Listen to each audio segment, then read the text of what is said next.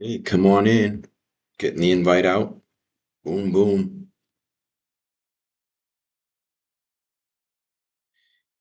For those who don't know, if you're watching the replay, I am a 30-year veteran of Wall Street. I retired in 2008.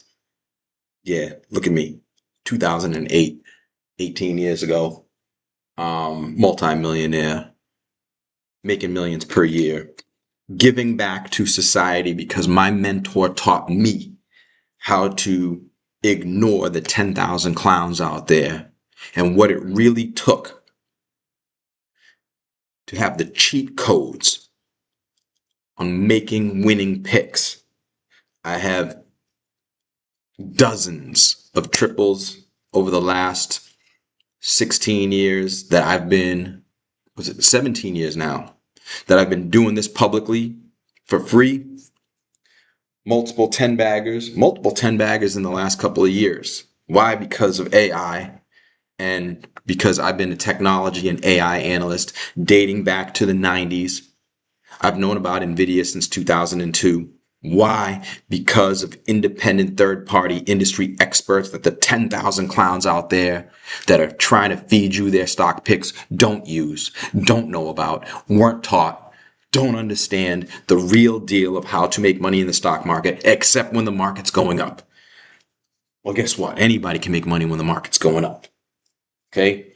I'm here to tell you how to make money in all markets, how to be careful when it's time to be careful, how to step on the accelerator when it's time to step on the accelerator, and which stocks give you the best chance of making millions in the market. And what do I charge for this? Zero. Zero. No sponsorships, no advertisements, no subscriptions, no nothing. I don't need money. Okay? I'm just here 2 hours per week because my mentor was kind enough to teach me for free. I teach you for free. I think God would punish me if I didn't. And that's what we're doing here. All right. So come on in. Hopefully we're live because I can't find. Let me see. We got to verify the audio and video. There we go. There we go. There we go. To teach me for free. Huh. Oh, wow. Y'all did a good job of bringing people in here. I was going to say, we're going to go over the disclaimers, right? On the screen right now, by the way, if you are watching the show, if you continue to watch the show, if you're going to continue to watch the show, you acknowledge the disclaimers on the screen, had somebody read it to you, read it yourself, and acknowledge that you understand it and accept what it says here on the screen. That's all right. That's as far as I'm going to take it. We don't need to go any further with the CYA. But the veterans out there have given out the invites the way they're supposed to. Hashtag team, which means y'all know what it is. It's Friday. It's Money Mark. It's Stock Talk Live. And guess what? Coach A-Hole is back. Oh, yeah. Y'all got me pissed off.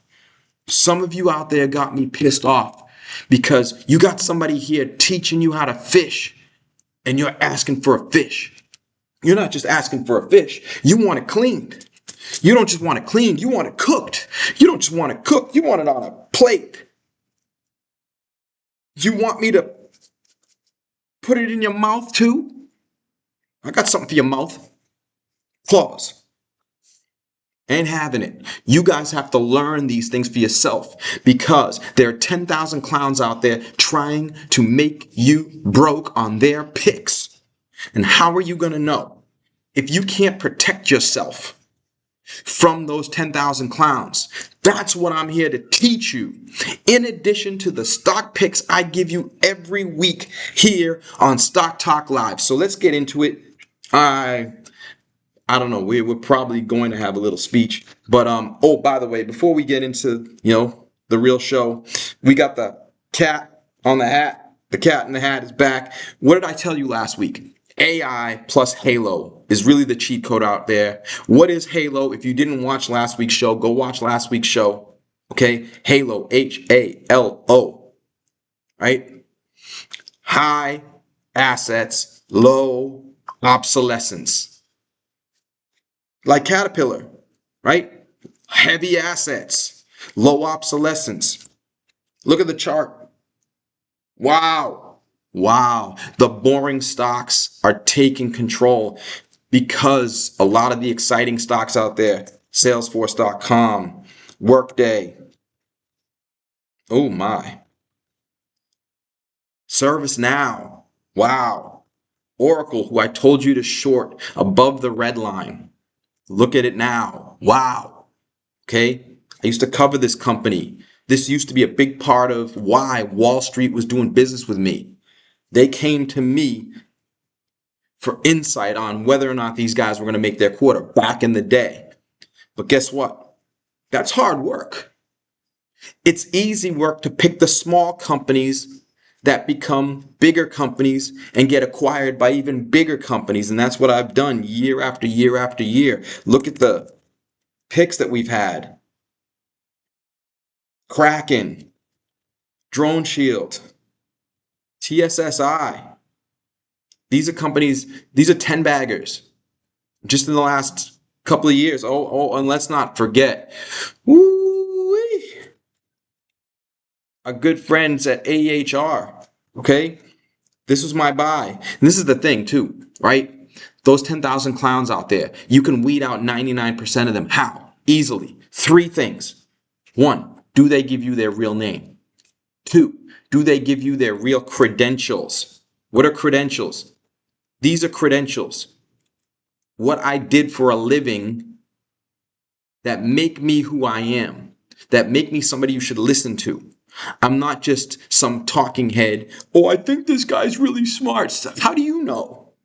Are you an expert on oil and gas to judge somebody who's telling you something about oil and gas? No. And neither am I.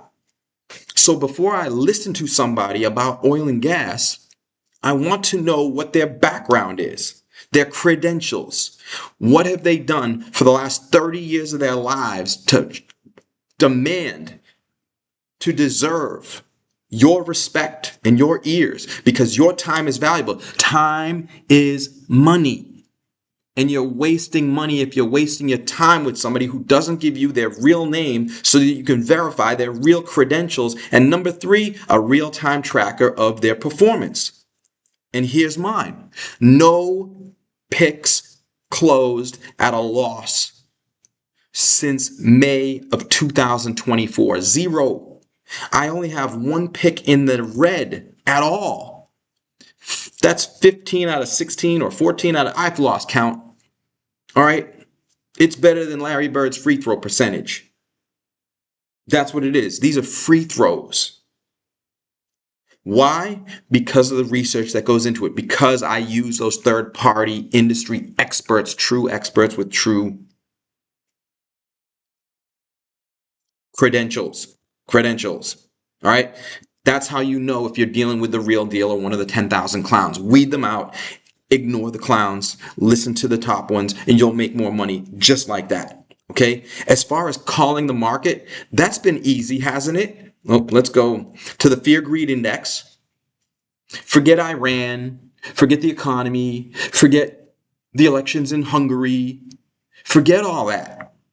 There are literally a zillion things going on all at once in this big machine called Earth that affect the US stock market. What chance do any of us, including me, including the guys that are better than me, the Warren Buffetts, the Stan Druckenmillers of the world, what chance? Stan Druckenmiller tells you not to call the market. Bro, he is damn near the GOAT, if not the GOAT. Warren Buffett tells you the same thing. And you're going to say, I think I can. Because this guy, Bullhorn123 on Twitter, said, are you listening to yourself? You would rather listen to Bullhorn123 than people who actually, like Warren Buffett, who became the richest man ever? Like literally ever. Stop it. CNBC makes you think that you need to stare at that channel all day, every day to know what's going on. Day traders, the 10,000 clowns, make you think that you need to stare at the screen all day, every day to know, oh, the stock's going up, the stock's going down. Should I buy? Should I sell? That's what they want. That's how they get you. All right. We're going to talk about the real professional research into real technology names. I'm not going to talk about anything that I don't know about as a professional at a professional level here on this show. But we are going to talk about AI. We are going to talk about stocks. Okay? But only stuff that I know about. I'm not going to talk garbage with y'all. Because guess what? Being accurate is the only way to keep an audience. The 10,000 clowns, they don't care because there's a new sucker born every minute. Do you want to be one of them? That's your choice, right? But I put it out there for you. I put out this article on my website. This is all free. No sponsorships, no advertisements, no nothing. This is just for you. I put in this time for you. And if you can't read it, guess what? I'm going to turn into Coach A-hole and call you what you deserve to be called, a dummy, stupid. Because somebody who's a multimillionaire really put the time in to teach you how to become one too, and you decided that you couldn't be bothered to read this, that you would rather just ask questions that are already in here, to ask questions that are already here on my YouTube channel. You can find the introductory video. Where is the video? Damn, I gotta find it. I'll find it. But the link is in this article anyways to my educational video here. And then on my, where is it? Pinned to the top of my Money Mark Stocks Twitter handle is the recording to how I find multi-baggers. So you can find multi-baggers too. So you understand how I find them and so you can find them. Not by luck. Okay? That's not luck. This here is not luck. This is professional methodology. That's all it is. It's easy. I make money easy. Bro, it's so easy to make money because all I do is follow the instructions. It's like baking a cake. All right, enough of that. Let's keep going. By the way, so to call the market, forget about all the things going on that CNBC is trying to rattle your brain over. Just watch this. It's as simple as this. There's two things I watch. Two. I don't pay attention to the headlines. I don't pay attention to what's going on pretty much. Two things, okay, that boil it all down to the least common denominator for all of us. Number one, fear-greed index. Every time it gets above 75, I get extremely cautious. Because when the market is greedy, I get cautious. Remember what Warren Buffett said? Right? Be fearful when others are greedy and greedy when others are fearful. Simple rule, but who follows it? Almost nobody. And this tells you if people are greedy or fearful. 75 is extreme greed, get fearful. Here, 25 is considered extreme fear. That's not extreme enough. I teach you this. And by the way, if you can't put a pen to a notebook, you don't deserve to become a millionaire. So put a pen to a notebook and become a millionaire. Write this down. When the fear-greed index gets under 10, 10 is what we're looking for. Okay? Now, here it says it didn't get under 10. It did. On an intraday basis, it got to 8. Okay? And I was here to tell you that it had got down to 8 on this show. Okay? If you bought here, I don't know if you can see it over my big head. Yeah, you can. If you bought here and if you bought here, 10, 10, and 10, right? Anything under 10, you made more money than almost anybody else in the market because most people in the market were busy selling. They were listening to CNBC for any excuse to sell at the absolute worst time. Why? Because they were feeling the pain of the market going down. Why? Because they weren't smart enough to sell when the fear-greed index hit 75. Okay? That's one, the fear-greed index. The other thing, very simple, the red and green lines that I give you, just watch the market for a yellow alert. Let's see. There we go. We are in yellow alert. It's as simple as this. Going back decades, my friend. This chart goes back to the 80s. Anytime the market gets to the red line, you almost always, in fact, in my experience, you have always had a chance to buy at a cheaper price 100% of the time. Always had a chance to buy at a cheaper price once the market gets to the red line level. I call that a yellow alert, not a red alert. Why? Because a red alert comes along with some fundamental problems. I've only called 2 of those in my life, the internet bubble and the financial bubble. Okay? COVID orange alert. Everything else, yellow. So yellow is pretty bad. All right. And we're there. Zooming in, we're back above the red line on the Qs. Right? We're back above the red line on the SPY. And for some reason, not coming up. I don't know why. This is the Russell, the IWM. It should come up at some point, hopefully. But if it doesn't, so be it, because I'll tell you what it looks like. It looks like the other ones, with the exception that it just now hit the red line. So what do? Get rid of the garbage in your portfolio. Get rid of your speculative names. Get rid of the wait time names. What's a wait time name? Wait time is a company that hasn't proven itself yet. Okay? A company can prove itself and be in a rough patch. They can go through a rough patch. That's fine. Every company has ups and downs, right? But once they prove themselves, right? AEHR, years and years and years. I've known this company. I know exactly how long I've known this company because I spoke to Gain Erickson, the CEO, last week, and we sat down and we're like, dude, how long have we known each other? And we thought back and it was 10 years. 2016 is when I met him. Okay? And this company was in wait time, unproven. It sounded cool. It made me want to buy the stock. But guess what? They hadn't proven that customers actually wanted what they were selling. Fast forward, right, to 2021, when I came out and told you guys you have to buy the stock now because the proof is now in the pudding. They have multiple companies looking to buy their products because EVs need them. Electric vehicles, the silicon carbide chips that go into Teslas require what Air offers and nobody else offers to the same degree as AEHR. How did I know not to the same degree? Because I paid an independent third-party industry expert $5,000, which actually members of my community chipped in for.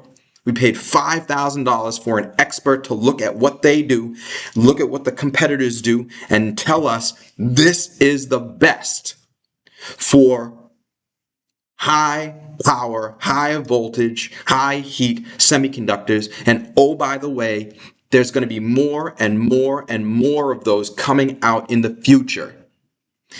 At that time, we had no idea that AI was going to blow up. It was 2021. EV sent the stock from 2 to 52. Too much? Red line. Red line. Who draws these red lines for you? Nobody. Because look, I'm going to show you something. Look at the red and green lines for TSSI.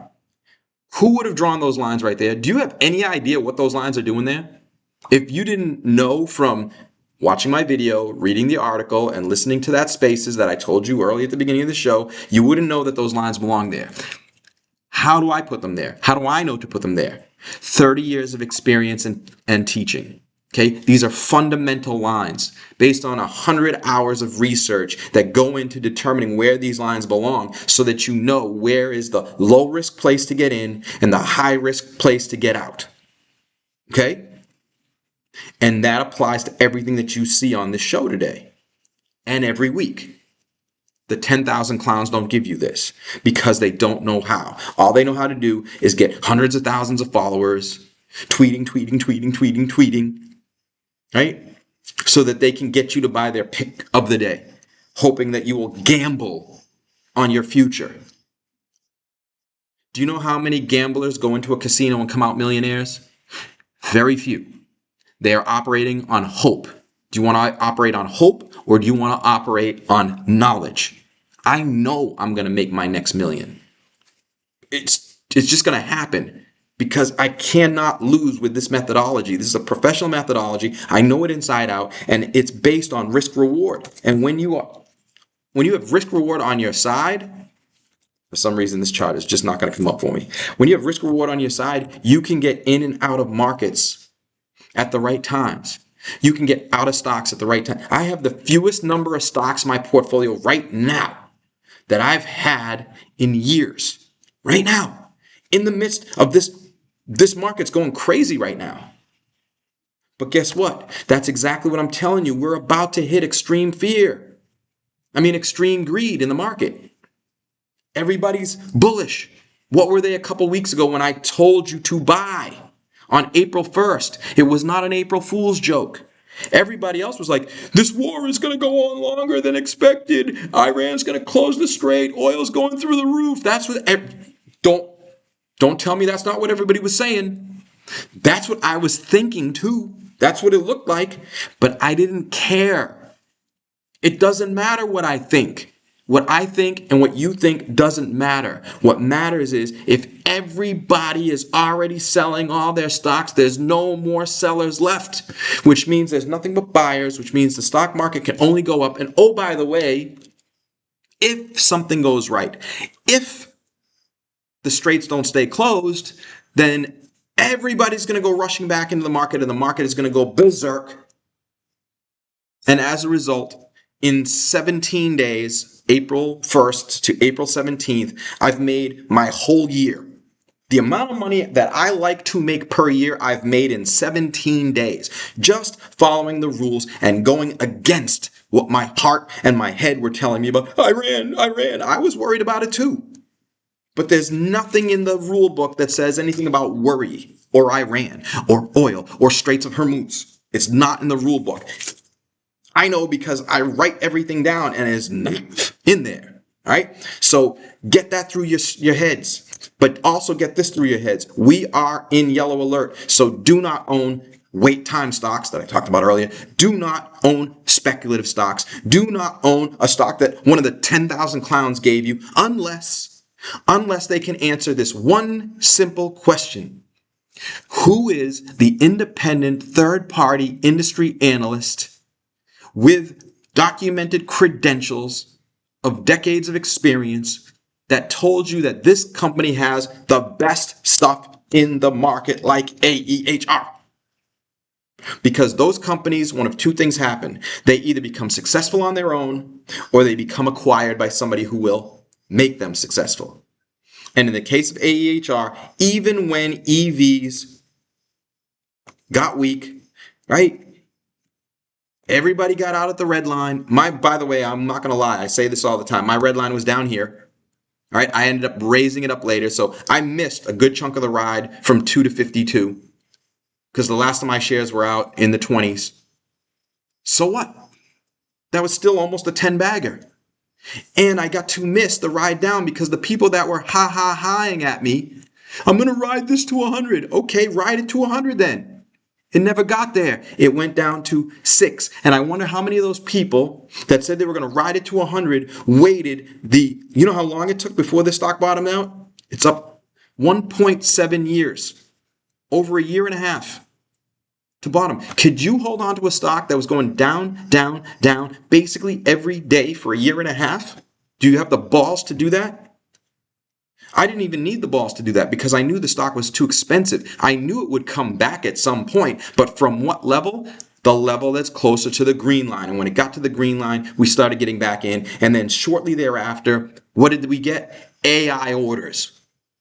And they didn't stop coming. I came out and told you this is an AI gold mine. When you hear gold mine, right? When they prove themselves, you buy and you hold on to that horse because it's going to ride, baby.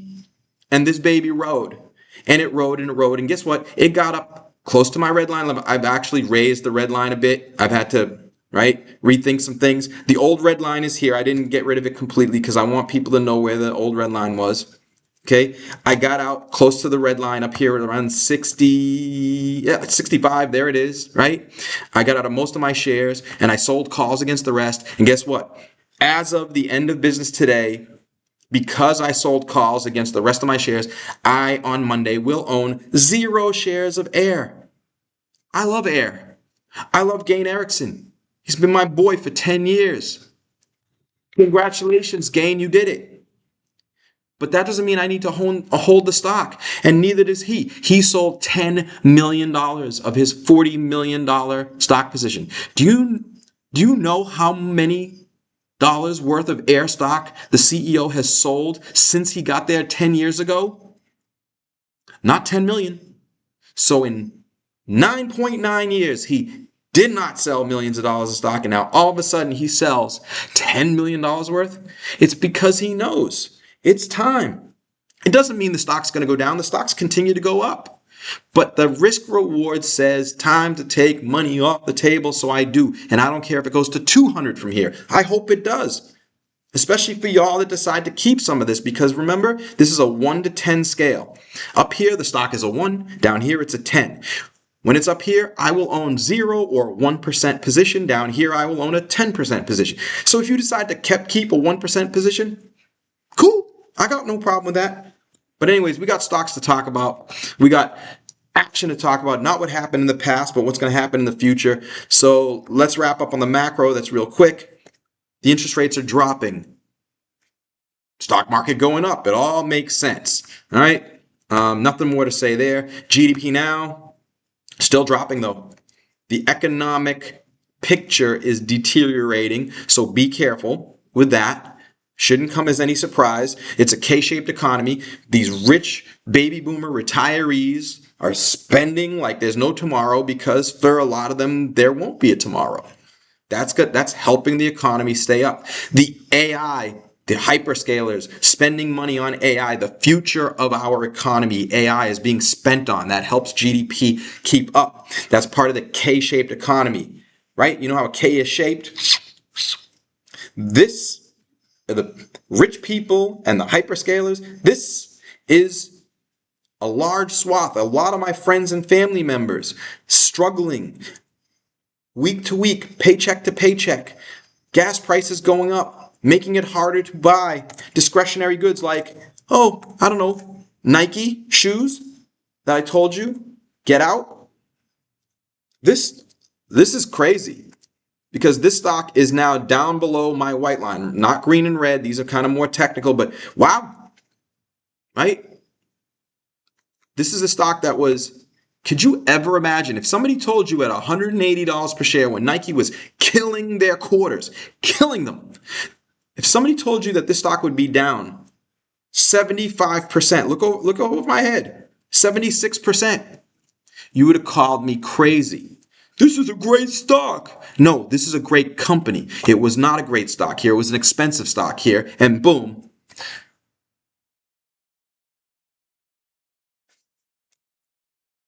Boom. Enough said. Let's get into stocks. Let's get into AI. Big news over the last week. I did not talk about this last week because I wanted to fully examine it. Part of the reason is you're going to hear a lot of things from CNBC and Reuters, and I wanted to hear from the independent third-party experts on what's going on, because Anthropic has this little marketing gimmick of theirs where they come out with something that seems scary, right? Extreme. Why? Well, if you come out with something scary and extreme, CNBC is going to talk about it. The news is going to talk about it. Reuters is going to talk about it. Bloomberg's going to talk about it. That's free advertising. Elon Musk mastered this. Do you know how much? When was the last time you saw a Tesla commercial? Don't worry, I'll wait. He doesn't need commercials. Elon Musk knows how to stay in the news for free, how to stay on TV for free. Free advertising is invaluable. It's profit straight to the bottom line. Anthropic's really good at that.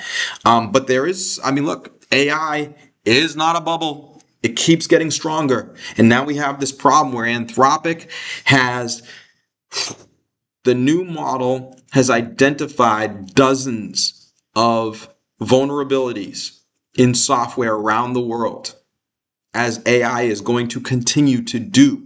Okay? And this is a problem. I did do my research. It is a real problem. It might be overblown a little bit, but listen, this is all, it's only going to get stronger. And yeah, you can be afraid of it. We need to stop AI. You can't. You can't. It's not going to be stopped. Okay? So what do? Kill yourself? Right? Because we're all going to die. We're all going to die anyways at some point. Might as well make money and have fun in the meantime. So you learn what's going on. You don't listen to the 10,000 clowns, a lot of whom said, what? AI is a bubble. AI is a bubble. Stupid. Oh, how does it feel now with Nvidia, which I told you I was buying a couple weeks ago? Wow. I didn't even realize. I didn't even realize how much money I've made on Nvidia, right? Despite it being near the red line.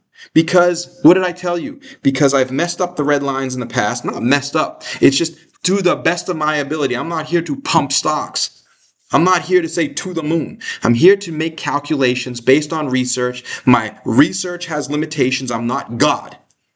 And neither are you, and neither are one of the 10,000 clowns. So guess what? Every single one of us has limitations. I know mine. And based on my limitations, I am limited in terms of where I can put these lines based on my ability to fully comprehend the prospects of these companies. And with Drone Shield, right? I said get out at 2. It went to 4. I said on Kraken, get out at 2. It went to 6, 7. That's cool. I don't have a problem with that. I tripled my money. I tripled my money and put it into another stock that tripled my money. So, yeah, I missed out on the second triple when this stock went from 67 cents to $2. That was a triple, and went from $2 to $6. That was a triple. But guess what? If you triple your money and then put your money into another stock that tripled, you didn't miss out on anything. I didn't miss this ride. It's just my money rode on a different horse.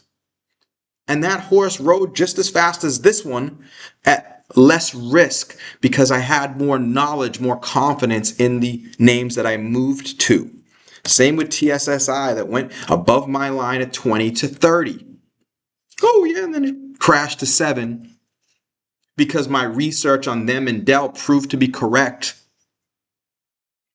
And in fact, validated later by Dell itself. Contacts at Dell. This is verified from trusted sources of mine, people I've known for decades, being told by Dell that what I've said about TSSI is true. They're an overflow valve, and therefore the stock does not belong above this red line under any circumstances.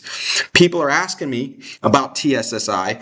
Hey, NVIDIA is talking about to Dell about buying them out. Isn't that good for TSSI? Maybe, maybe not.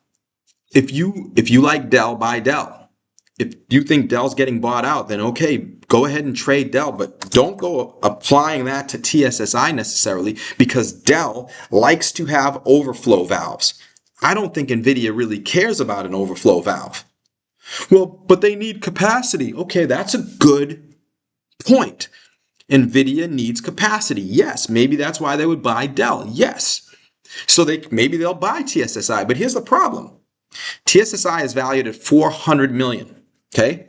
Do you know how much it costs for them to build the facility that they have? $30 million. Huh. So NVIDIA has two choices. We can buy these guys for $400 million or we can build our own for $30 million.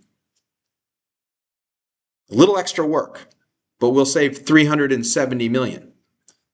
Not only that, but if you know anything about being a corporate shark, all NVIDIA needs to do to make this price go down is stop doing business with them for a few months. Let them puke a quarter again and let the stock get back down to the 5 that it got to after I told you to get out. Stock pukes down to 5 and they can pick up the pieces for 7 or 8 instead of paying 15. Be careful.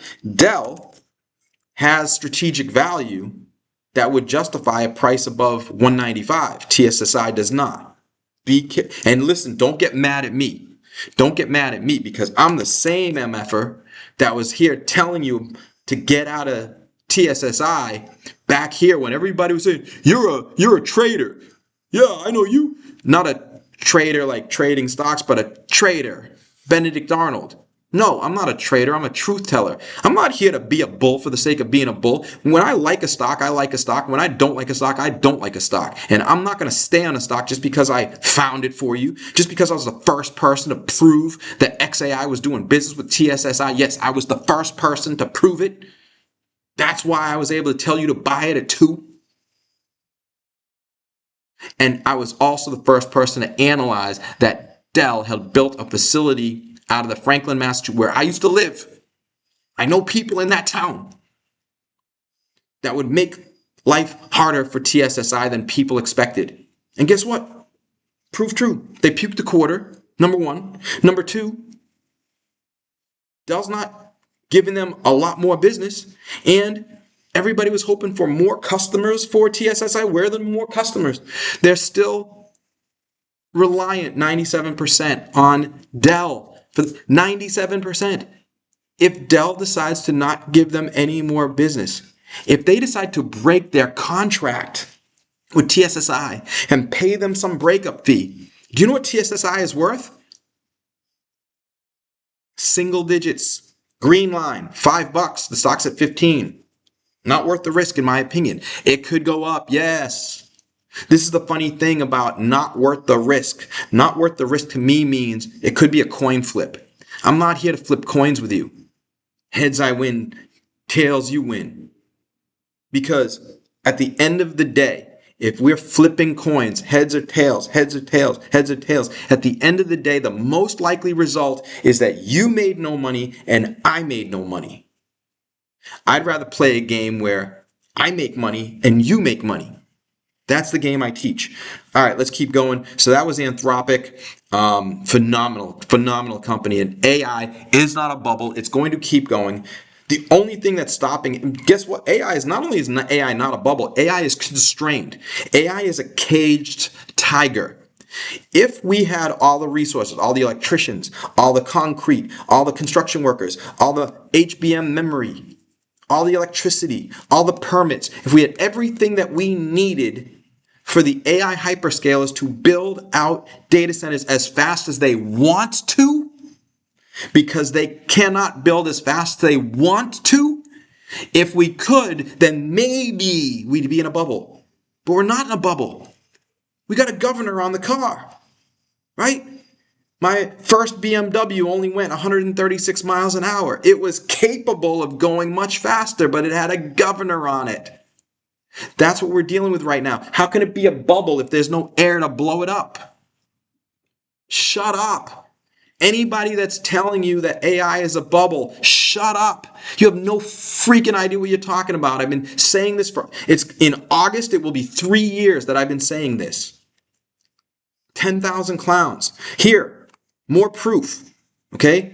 Let's get through this faster because we got to get to Q&A at 3 o'clock. I got a lot of stocks to talk about with you. Okay?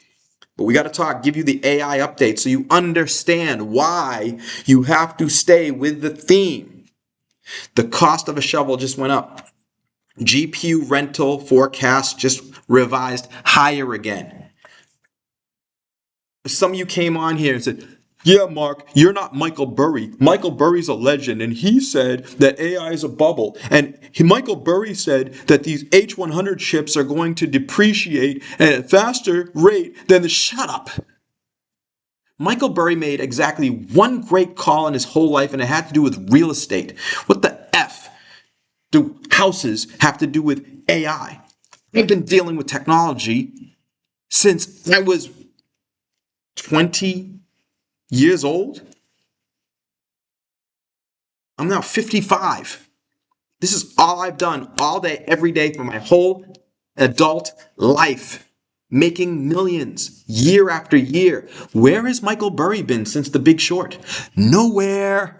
And here again, he's proven wrong. Wrong, Michael Burry. I said you would be proven wrong, and you are. Because those H100s that you said would depreciate faster than anybody expects has not depreciated faster than people expect. In fact, they haven't depreciated at all. Proof, here it is. This is H100 rental price trends.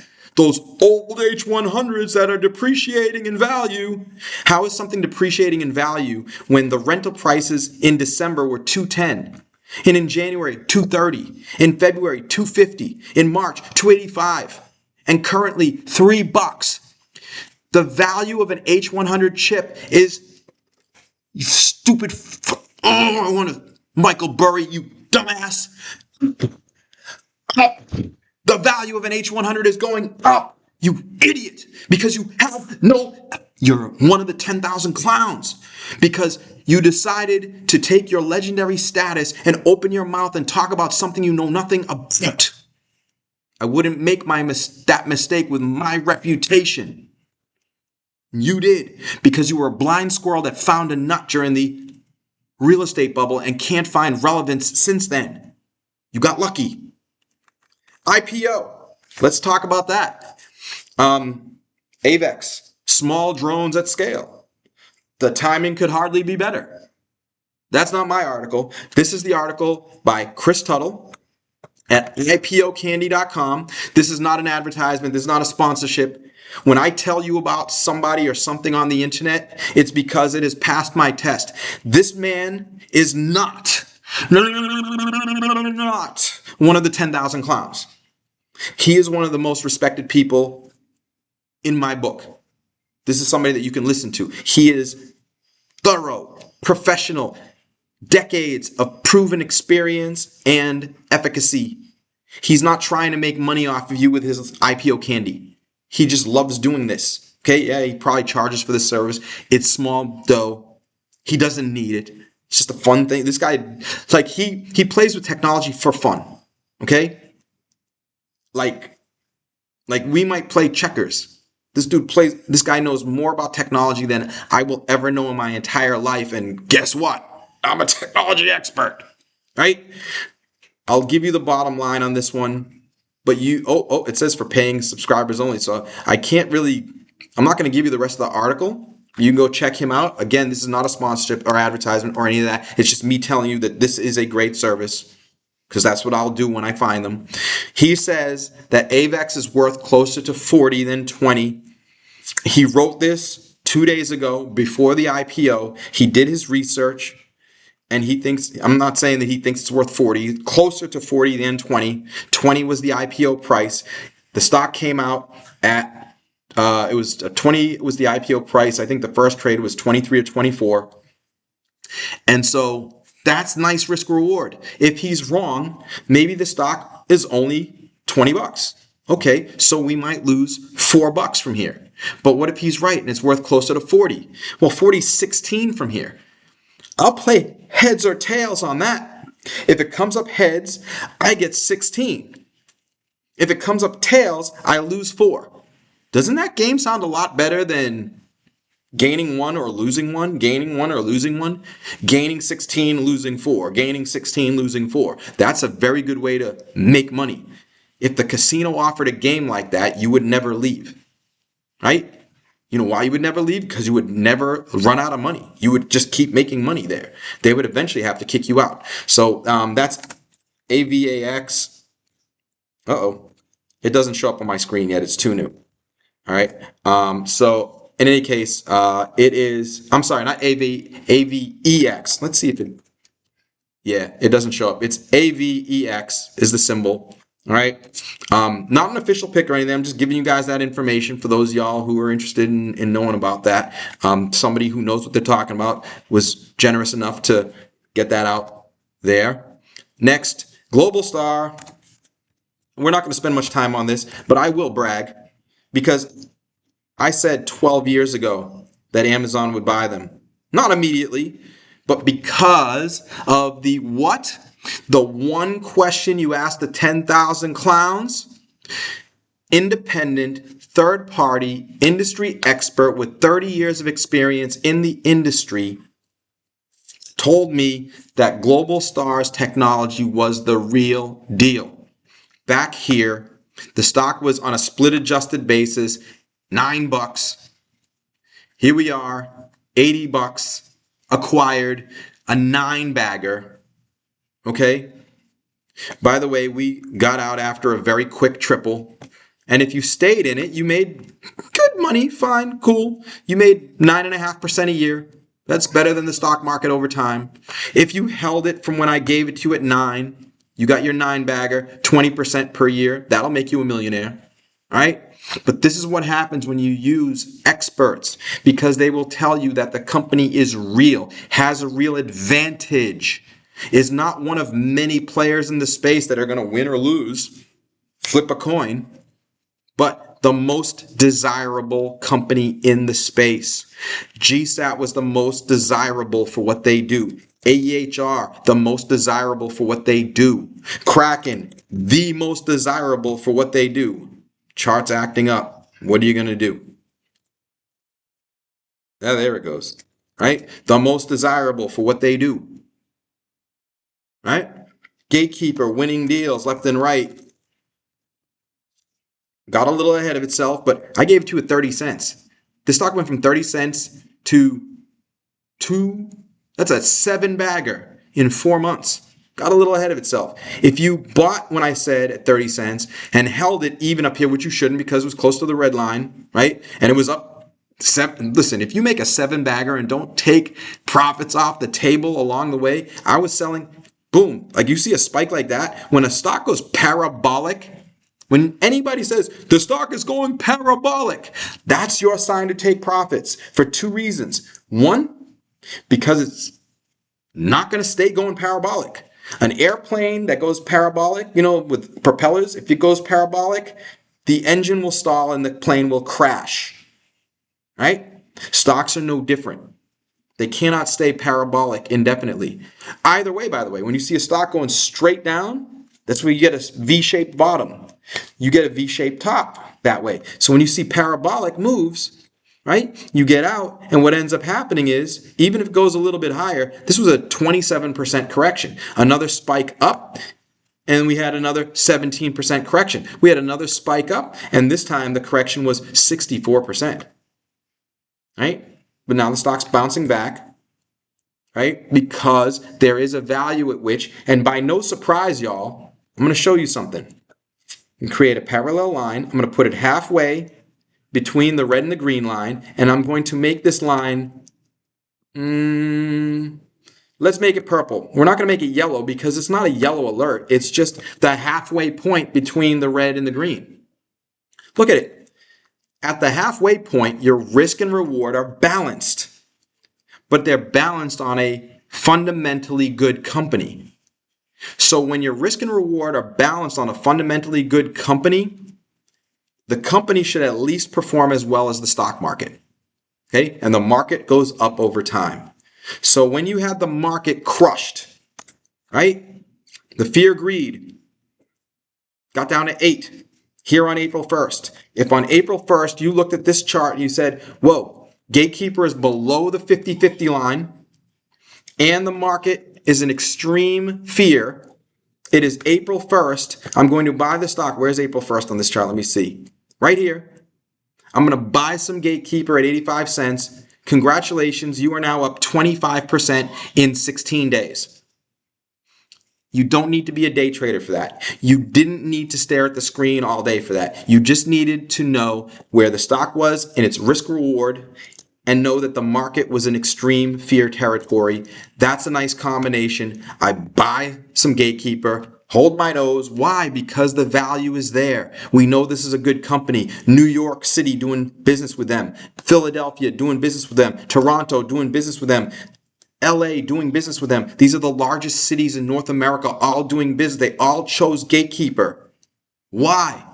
Because what an independent third-party industry expert told me, these guys are providing some of the best technology out there. So they're going to win more than their fair share of an industry that is currently going through a major upgrade cycle. Trains are being bought left and right. Kawasaki, Alstom, those big train manufacturers are getting tons of orders.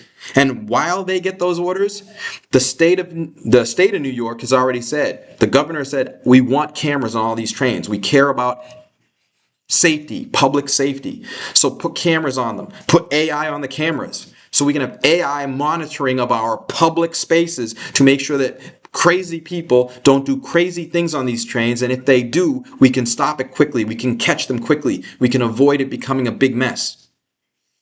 Okay? And while we're at it, we'll put Evolve Technology, another stock that I gave you, and at the green line, if you bought $2, you went to 8 or 9, and hopefully you got out. And then that became a stock that got, look at that. 50-50 line. And if you bought EVLV when everybody was panicking on April 1st, what did you get? There's April 1st, right? Where? Come on. No. There, right there. There's April 1st. Congratulations, you made 9% in 16 days. That's 586% annualized. This is easy. I'm playing an easy game, and I'm teaching an easy game. And all you need to do is write the freaking rules down in a notebook, you idiots. 10,000 people out there watching me. Only a few hundred of you are lucky enough to be inside of my communities. There is no excuse for any of you to have not watched my introductory video, to have not read my introductory article, to have not listened to the spaces that I give you in the description of these videos.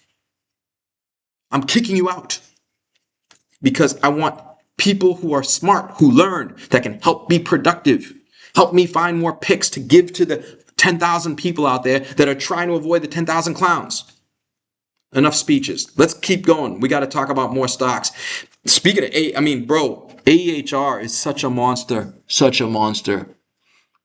And it's not the first time that I've gotten out too soon. Ha ha, Mark. Ha ha, my ass. I went from 2 to 20 on TSSI. I went from 2 to 20 on air the first time around. And I went from, 7 to 60 something the second time around. I went from 67 cents to $2 on Kraken. I went from 67 cents to $2 on Drone Shield. I'm making triple. I'm making more money than you. I don't care if I got out too soon. I'm making more money than you. I'm here to follow my rules, not yours. And guess what? My rules are making me more money than you. So who's playing a better game? Mr. I can't afford a pen or a paper. F out of here. But these guys are doing great. They're doing great. I mean, they're on fire. Right now, they are on like a $250 million revenue run rate. Do you know what stupid Wall Street? This is what I tell you about Wall Street. I mean, I do tell you that we do Wall Street level professional research, but that doesn't mean that people on Wall Street are doing Wall Street level professional research, because a lot of them are not. Okay? They're not. And I'll give you proof. This is the easiest proof there is, by the way, because look at this. Look at this ridiculousness. Before they announced earnings, the estimate for next year was 82 million. It crept up to 83 million after the earnings release. I was like, are these guys dumb? This company's going to do closer to 150 million. They raised their estimates from 81 to 82. Or 82 to 83. And now, 1 week later, it's up to 84 million, 83.8. Are you dumb? They've raised their estimates 2 million. It would be less crazy to raise it 200 million. This company really might do $250 million or more next year. And what does that mean for EPS? Not 15 cents, but something closer to $2.50. Well, then, Mark, then why did you sell the stock? Easy. Because I don't, these guys have to triple the street estimate to put up $2.50 or $3 of EPS, and the stock's trading at 81. Even if they do 3 in EPS, 81 divided by 3 is a PE of 27. They're trading at 27 times, 3 times the Wall Street estimate. That sounds like a coin flip to me, at best. So, no thank you. There's low-hanging fruit. There's better places to make money. It's cool to own air right now. I'm not here to be cool. I'm here to get rich. And guess what? Being rich is cool. Owning a penthouse is cool. Having your friends over to your rooftop on a penthouse in Miami Beach is a lot cooler than owning air at 81 and hoping it goes higher from your $200 a month apartment. No offense if you have one of those. I did. $143 a month. That's where I was living. That's not where I'm living now. Let's continue. Watt. We're not going to talk too much about Watt. I know there's a lot of things here. The proof that I gave you that Amazon EU Amazon, fresh. There was more Amazon stuff. I had another slide, but I deleted it and I can't find it now. But there was proof. Oh, Whole Foods Market, WHFM, right? And I told you, they're doing business with more companies than Walmart. They don't say they do business with Walmart, but they said Fortune 10 company with 4,700 locations. How much does it take? Oh, not even that. Fortune 10 retailer with 4,700 locations. So let's see. There's exactly 10 Fortune 10 companies. Only a couple of them are retailers, and only one of them has 47 locations. Walmart. So when they say they have a Fortune 10 retailer with 4,700 locations, guess who it is? Walmart. And when we look at the research that we did, this is not in a press release. This is some damn good ass research that was done. Right? This is from Liger Cub. Ligercub. I will give a shout out to Liger Cub for that research that told us they were getting Amazon too. I wasn't surprised. I was talking.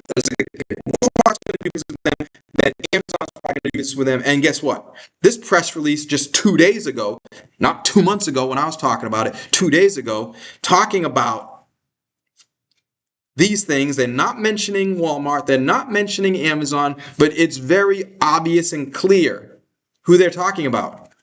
And unlike those dumb clowns that will short anything that's got an ATM, short anything that's doing a round of funding, right? Because they think all rounds of funding are bearish. That's not stupid. There are bullish and bearish rounds, and it's very simple to tell the difference.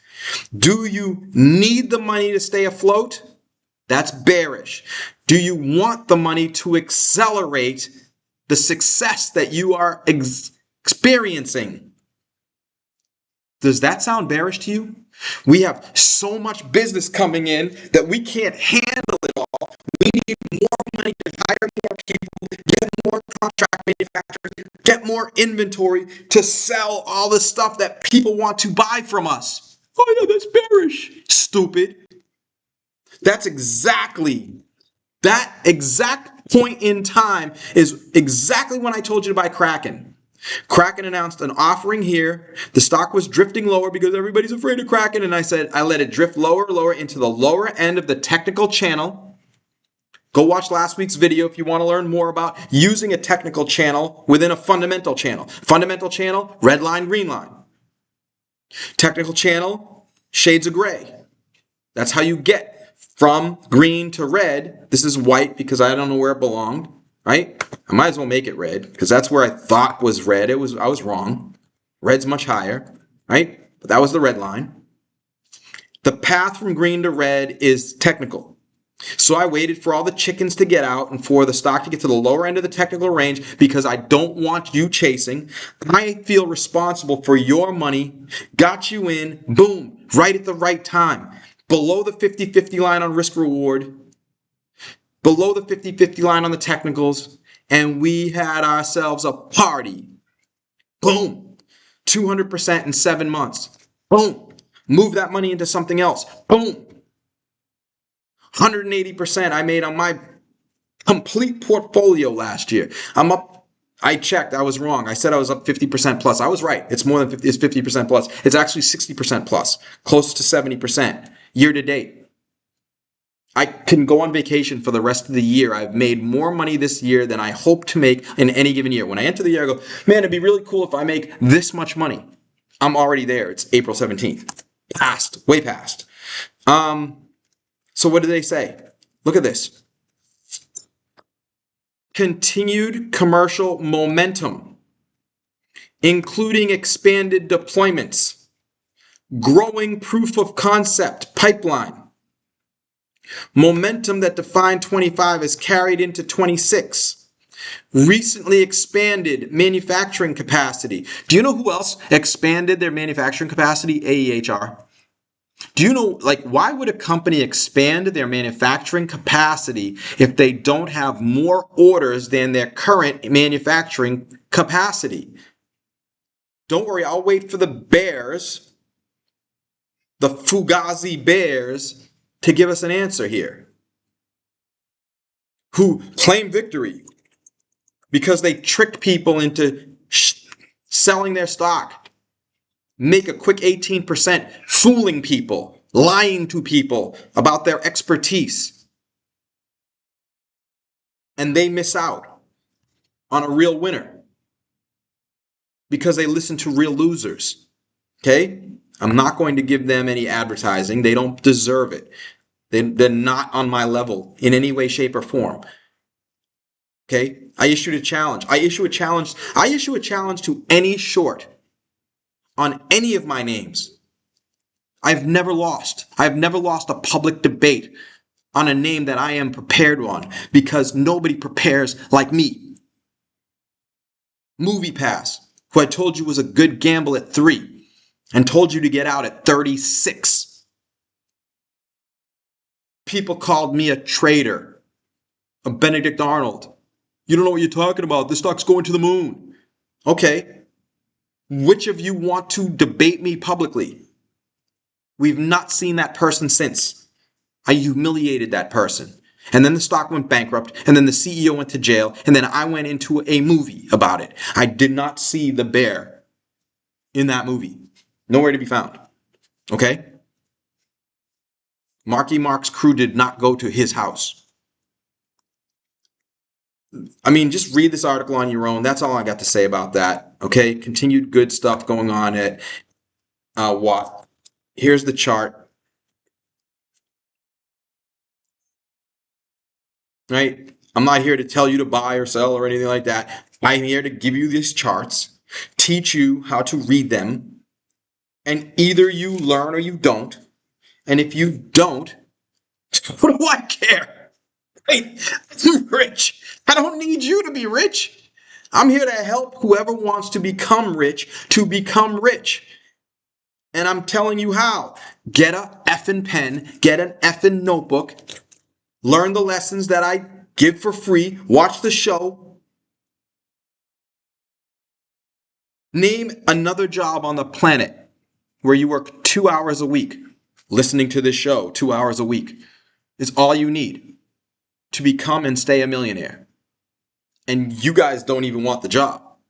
You're going to go apply for some job making $50,000 a year, $100,000 a year, maybe $200,000 a year, instead of the job that pays you 7 figures a year working 2 hours for yourself. Fine. You don't want that job. It's not my problem. It's yours. Anyhow, let's keep going. What else we got to talk about? Oh, Isaiah was at Coachella. Oh, by the way, it's usually, I got to go to Q&A real quickly. But if you love what I'm doing, a 30-year expert who retired back in 2008, coming here and giving you all this for free every week out of the goodness of his heart, give me a thumbs up because that does help trigger the algorithm. I don't care if you hit the subscribe button because that doesn't hit the algorithm as much for whatever reason, somebody told me. But if you hit the subscribe and the notification bell, then you will be notified when I go live, which is not necessarily every week and not just on Fridays sometime, because if there is breaking news, I'm going to come here and go live for y'all. So that's up to y'all. But please give me the thumbs up. And if you have any questions for the Q&A, put it in the chat. And the only thing I ask, put your question mark. In fact, put 3 of them at the beginning of the question. Don't troll. If you trolled already in this chat, go in and delete it. Because if you don't, I will kick you off my channel. I don't need more followers. If I wanted followers, I would do advertising to build up my following. I would have hundreds of thousands of followers. It's easy. Okay? I don't want to go through that. I want it to be organic. I want to gain followers because you tell people this guy is for real. And no other reason. More followers is more of a pain in the ass for me because it's more questions and then I have to go a full 2 hours and that's less time on the beach or on my roof deck with my child. Okay? Isaiah was at Coachella, right? If you don't know what that is, look it up because it probably means you're older than me, because I was at one of the first Coachellas back in the day. There was a picture that I saw. It had some brands, Barbie, and I forgot who was right next to that. but it was another brand. I'm seeing more and more brands. I'm seeing more and more influencer marketing. In fact, there's something equally bullish that I'm now hearing about. This is new. People are getting away from SEO, traditional advertising marketing. So, why? Because these SEO companies are just constantly in this game of trying to find a way around the algorithm to get a voice heard amongst the zillions of voices out there. Okay? But who has the biggest voice that doesn't need SEO, that doesn't need to play that game against the Google algorithms to get somebody to hear? Influencers. They don't have to yell. They have followers. They have people that actually go and say, what do you have to say to me today? And if they say, I want you to go watch the F1 movie because it's great, the Barbie movie because it's great, the Superman movie because it's great, Wuthering Heights because it's great, Project Hail Mary because it's great, the highest grossing film of 2026 in its opening weekend. Because of what? Look it up. Because of influencers, not SEO. If you are involved in SEO stocks, you're dealing with dogs. I'm sorry. Okay? If you're dealing with influencing marketing, you're dealing with the future. People are getting away from SEO and they're moving towards influencer marketing. Okay? That's the news for this week. As well as Isaiah being at Coachella. Stock has $3 of cash. Stock's trading at $4. Right? So your risk reward is very nice. There you go right there. From a fundamental perspective, where the stock goes, I don't know. Like where it goes next, I don't know. Where it ultimately goes, I don't know. But I have confidence that it's going up. I just don't know it's going up. I'm not here saying to the moon because I don't know. I have a portfolio of stocks for a reason because most of them go up.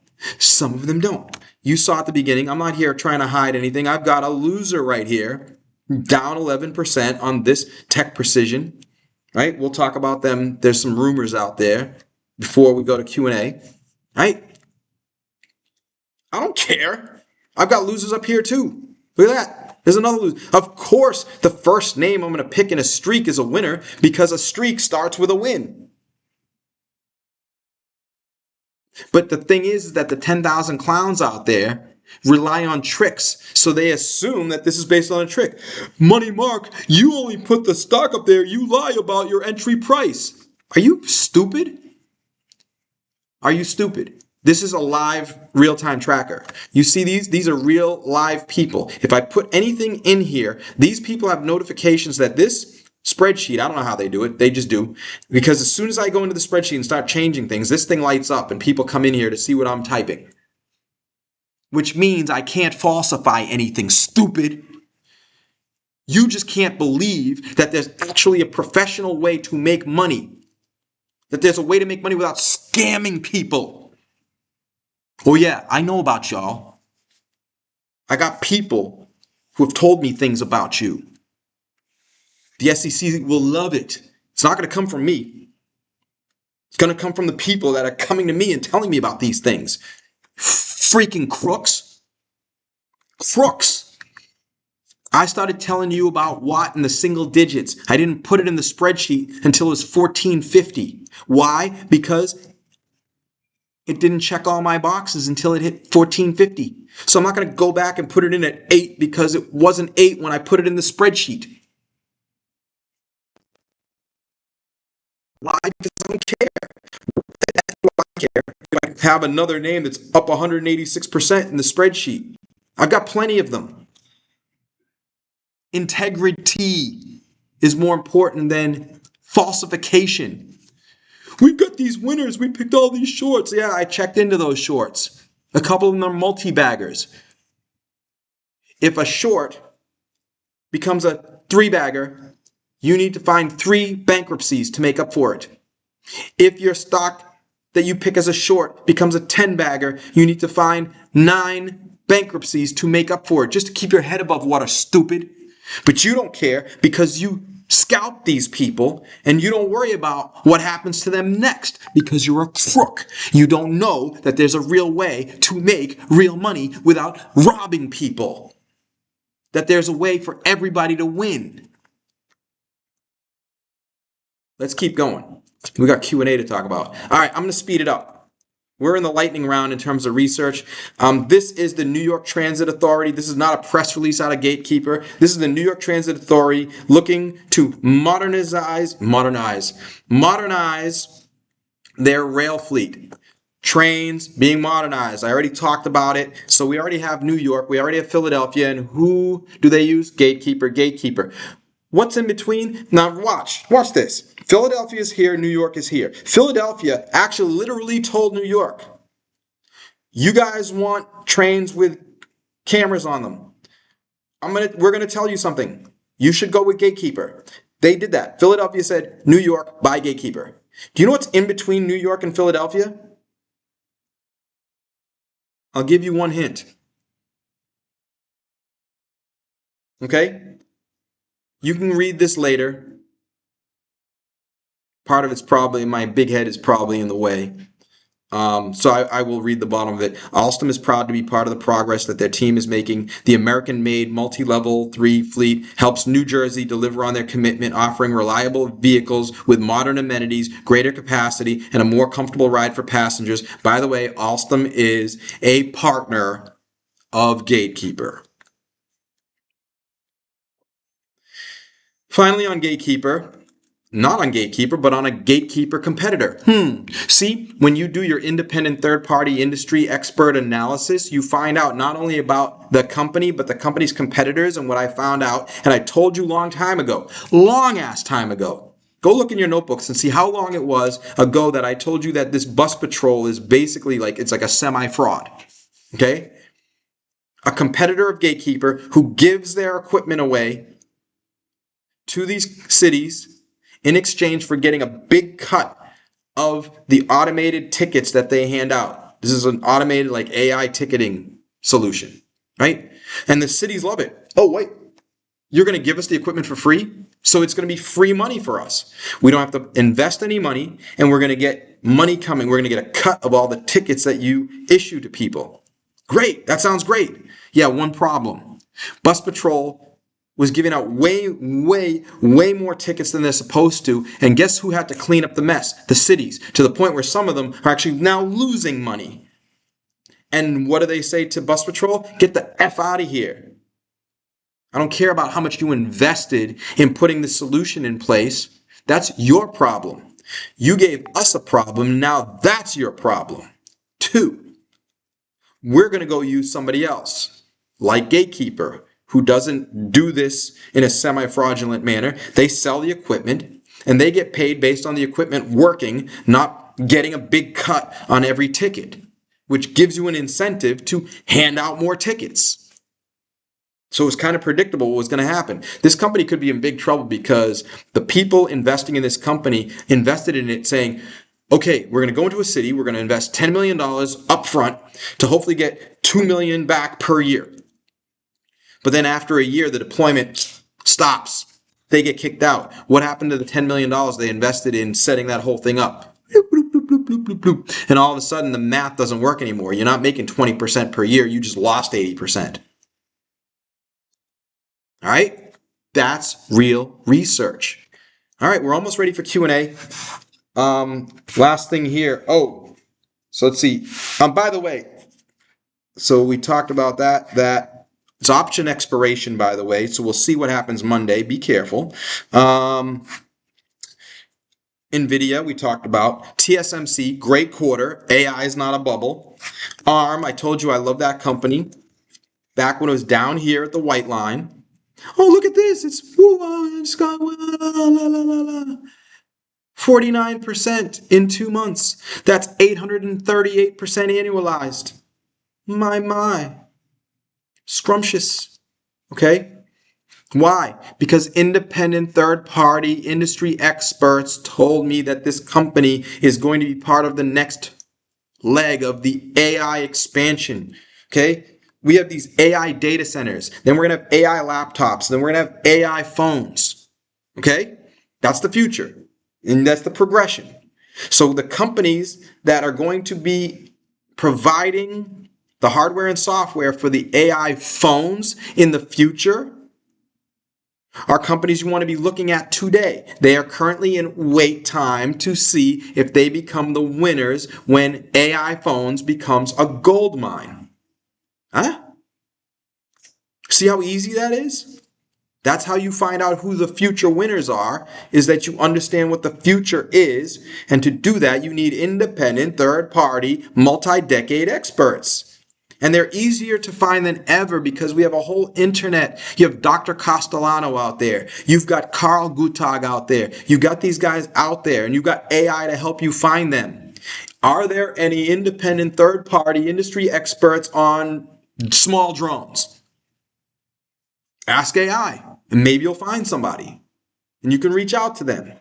Right? Maybe they'll give you something for free, or maybe you'll find something for free, and maybe they'll tell you how much they'll charge you for something, and you can decide if that's worth it, or get your friends together, pile the money together, You say, hey, we need $5,000 for a report to find out if AEHR is a real company. And everybody chips in, right? And you go and you buy this report, and it says AEHR is the best, and you buy AEHR for $3. And guess what? You make zillions, millions. $5,000. Talk about a return on investment. $5,000. Oh my God, it's the best $5,000 we ever spent, right? Anyways, TPCS, one of the halo names, high asset, low obsolescence, right? Like Caterpillar or these companies with big assets, Geodrill. Okay, TPCS is another one, and they have a monopoly on some of the parts that go into the F-15EX. And 22 generals signed a letter to Congress calling for a multi-year funding to increase spending on F-35As, which TPCS has nothing to do with, and F-15EX Eagles, which TPCS does have a monopoly on some of that product. Good news for TPCS. In addition to that, there is some rumors out there that on May 15th, Berkshire Bank will get fed up with continuing to give them more loans, more expansion on their covenants. I won't get into those details. I don't want to bore you to death. And that will force them into a problem because where are you going to get your loans from? Okay? And that's not bad news. Sounds like it.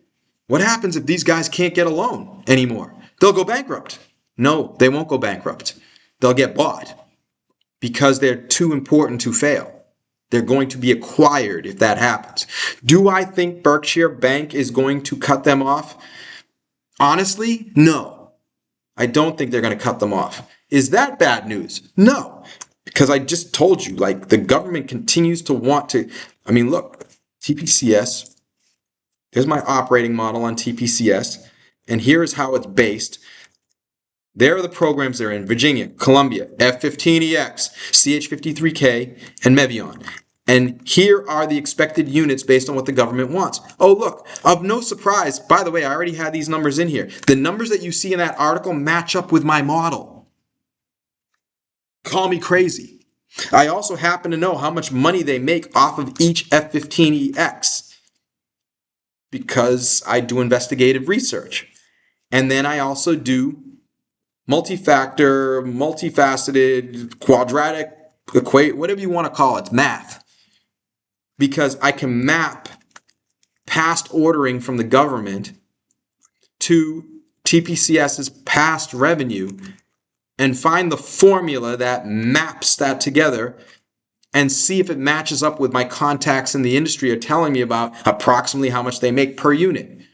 Triangulation, verification. Boom. Now you know you've got information that helps you understand if the government gets what they want, how much money will TPCS make? And it's big. It's big. Okay? So hopefully the delays end and the government gets what they want and TPCS gets their internal act together. And if not, I expect this company right here.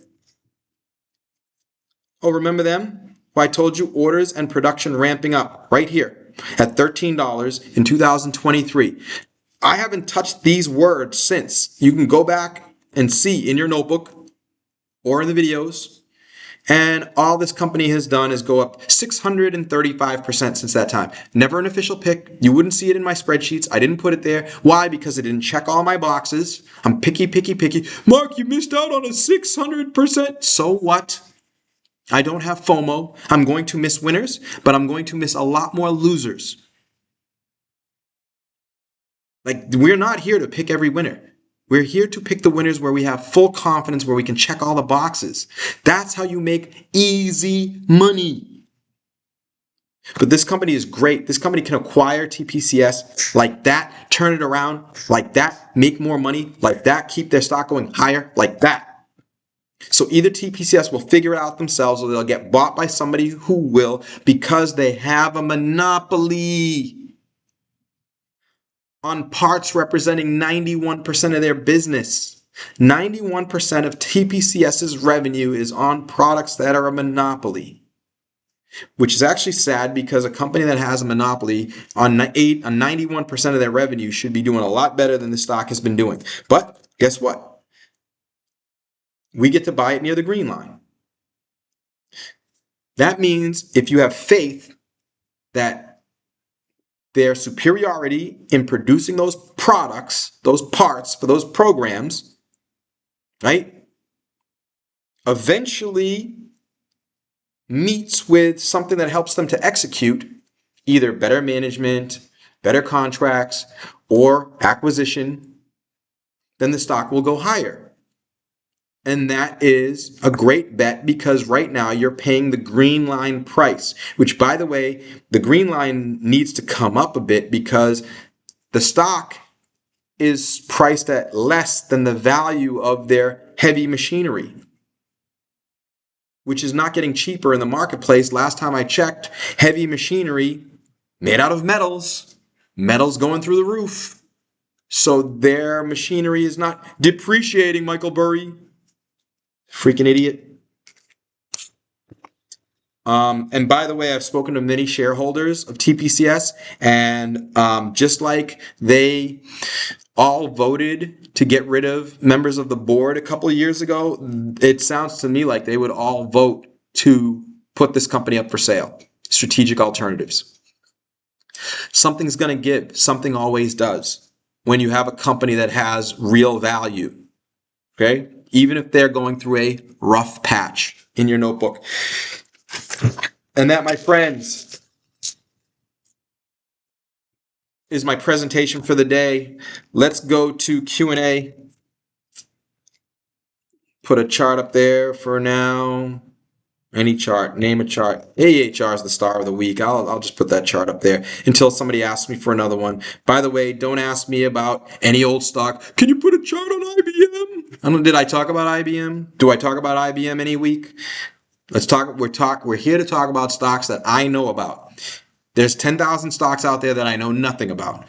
Right? We're not going to waste time on those because I'm not going to make up some BS like Jim Cramer moo or whatever. That's not this kind of show. This is a real show.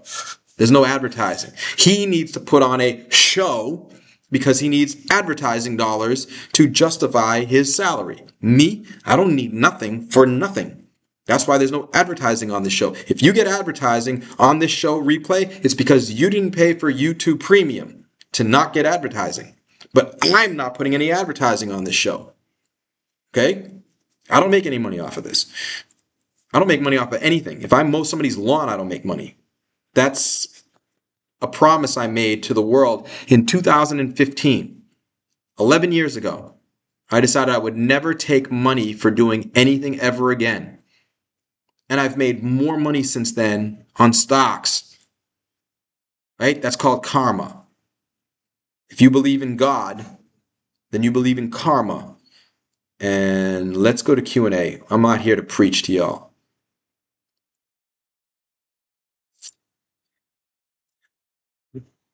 if we were in a yellow alert, what kind of alert are we in now? Yellow alert, right? Like, this is what you might have missed, right? We went into a yellow alert, right? Up here. Fear, greed got down to 8. So unless we were going to move to an orange or a red alert, fear, greed at 10 or less is a great place to end the yellow alert. I'm not going to come out here and, right, say the yellow alert's over, right? I'm here to give you the rules. And if you don't learn the rules, that's not my problem. Just saw something interesting here. We'll deal with that later.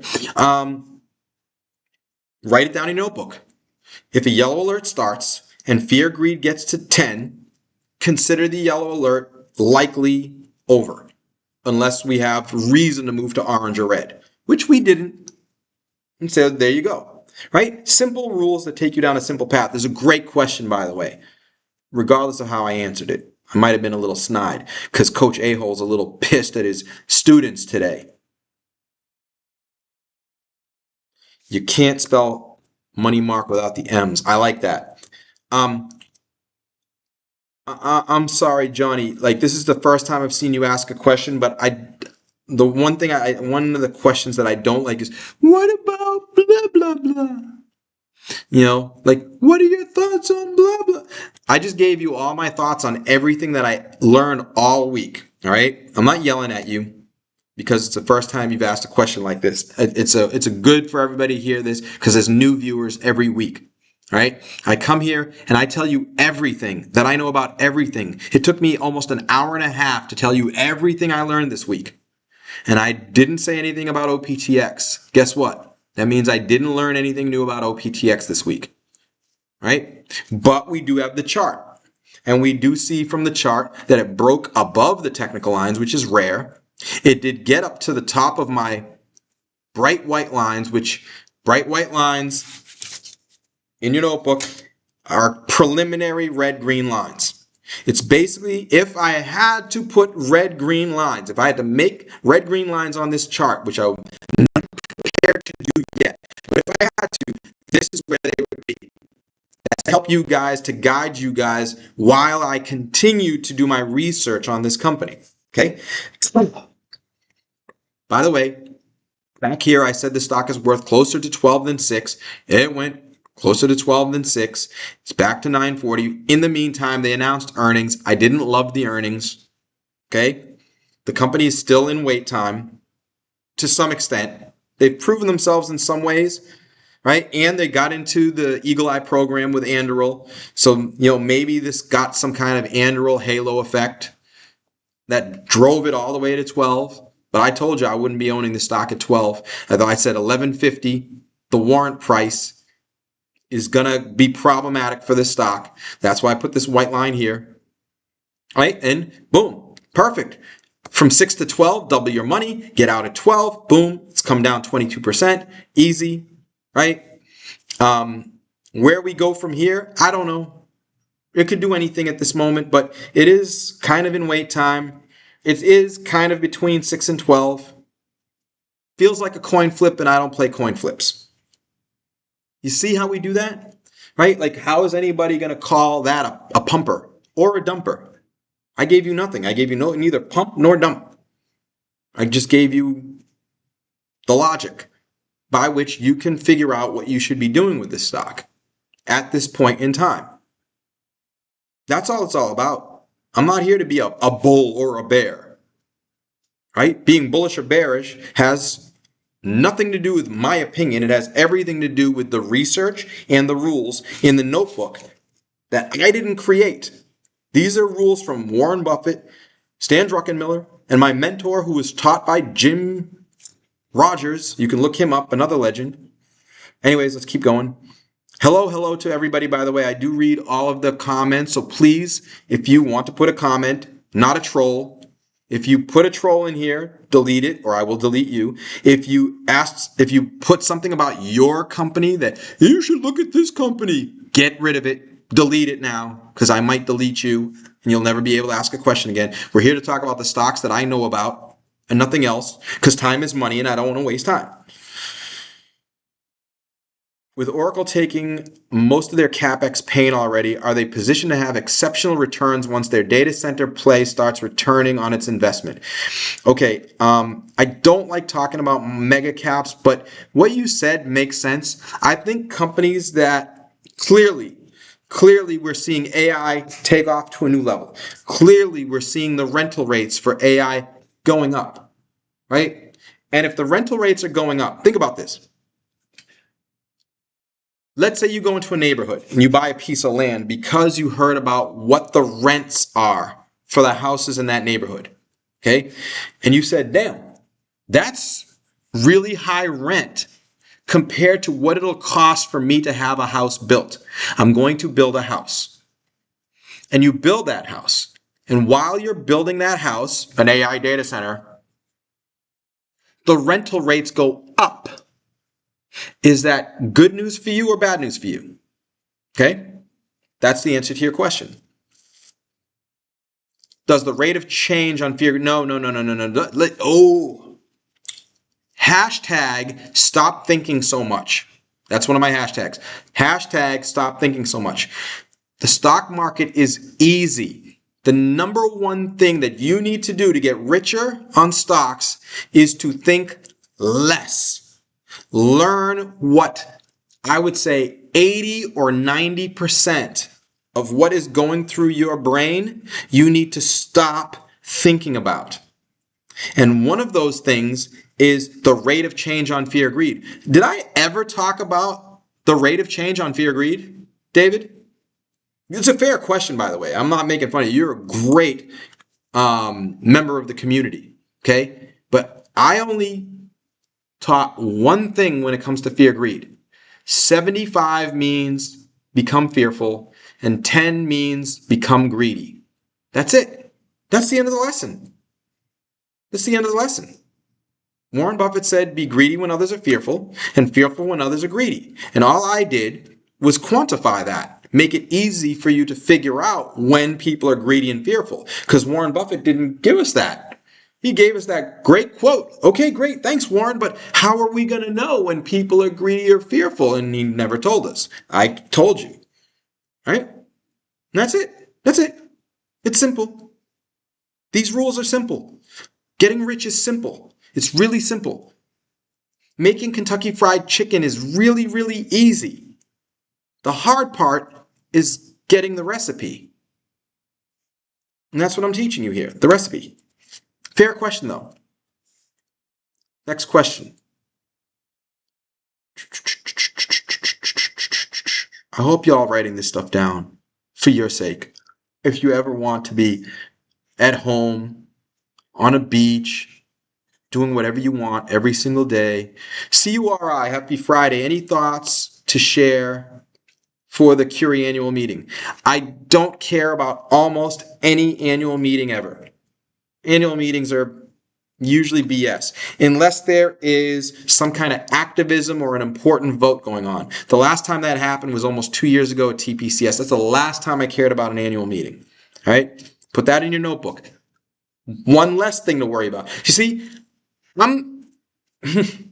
if you go and learn, right? You watch the, 90-minute video. Go listen to the 90-minute spaces go read the 15-minute article that I have out there. That's what, a grand total of maybe 3 hours, right? That is all you need to know.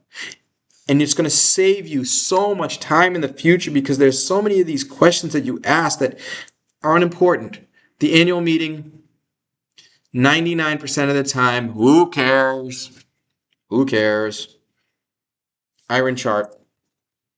I like iron. I owned iron from 37 to 47 recently because it became cheap. But here's the thing about iron. I don't see iron as a multi-bagger from here, at least not quickly. Okay, I ran the research, my personal research. This is not to disparage anybody else's. I say that the stock's worth about 45 as is. 55 if they sell half of their energy assets. If you know, you know. If you don't, look it up. And 65 if they get acquired for the entire energy assets. Mark, why an extra $20 if those energy assets are worth 20 extra dollars? Yes. But they're not monetizing them. They're just sitting on them. Energy assets just sitting there doing nothing. Right? Not nothing, but like only 4% of them are being utilized right now because that's as fast as iron can actually deploy them, put them to good use. Because of what I told you earlier, there's issues with the industry being able to deploy AI data centers, permitting, contractors, components, etc. And iron's not immune to that. We've seen that. The other thing about iron to be careful about, right, is that they have great exposure to Bitcoin.